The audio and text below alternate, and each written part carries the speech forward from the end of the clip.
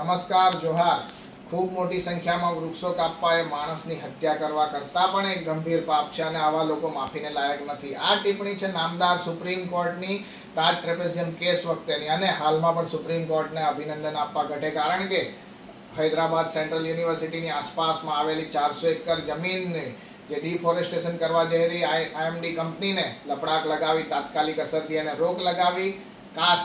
આ જ વસ્તુ હસદેવ જંગલનું જ્યારે રક્ષણ કરવા જઈ રહેલા નિર્દોષ આદિવાસીઓ અને કેવડિયા કોલોની ખાતે પણ પોતાની જળ જંગલ જમીન અને પર્યાવરણ બચાવવા જઈ રહેલા આદિવાસીઓ પર અમાનુષિક અત્યાચાર ગુજારવામાં આવેલો, તે વખતે પણ આવી નોંધ લેવાયેલી હતી તો ખૂબ સારું લાગતે.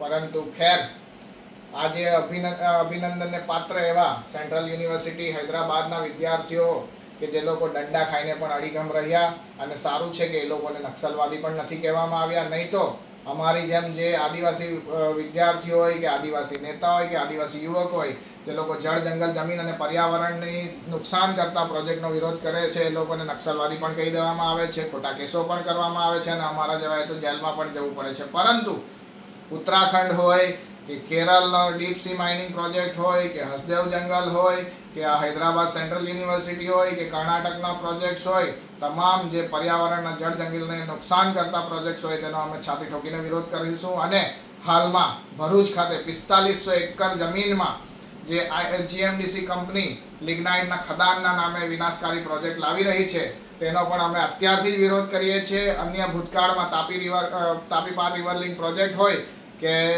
ગોલ્ડન કોરિડોર યોજના હોય, તેનો પણ અમે વિરોધ કરીએ છીએ.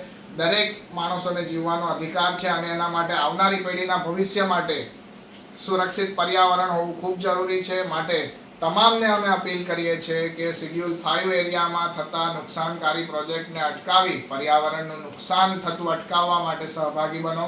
જય આદિવાસી, જોહાર, વંદે માતરમ, ભારત માતા કી જય.